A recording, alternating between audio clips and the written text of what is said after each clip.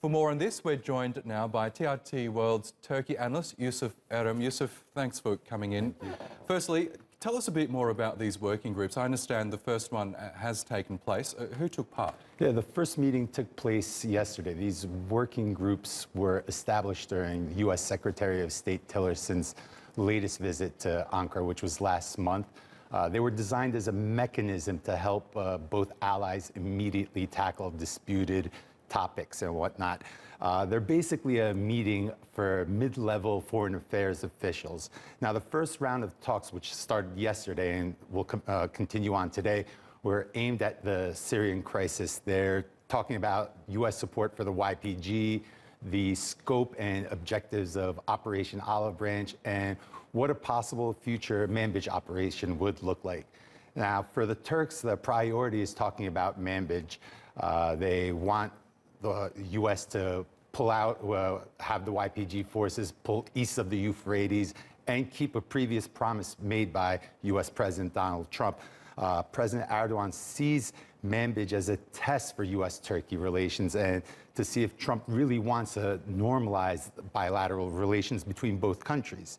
Now, will these meetings be successful? Well, over the past month, we've seen the U.S. Secretary of State, we've seen the National Security Advisor, McMaster, and we've seen Secretary of Defense Mattis all visit Ankara and talk to top-level officials in the U.S. Turkish government. I don't foresee what these working groups can accomplish that these top-level visits couldn't accomplish. Right, and as we know, the relationship between the United States and Turkey is quite fragile and has been for a while now.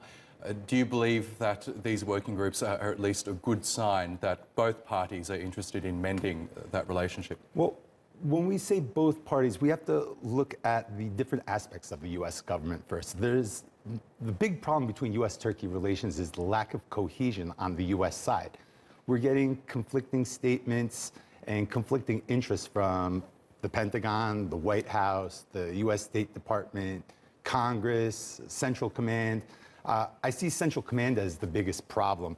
The problem with Central Command is their main objective is to win battles on the field. Now, they're not calculating the political ramifications of their actions. They see the YPG as their best bet to handle Daesh, but they don't understand what support for the YPG means for U.S.-Turkish relations. They're not politicians, they're generals.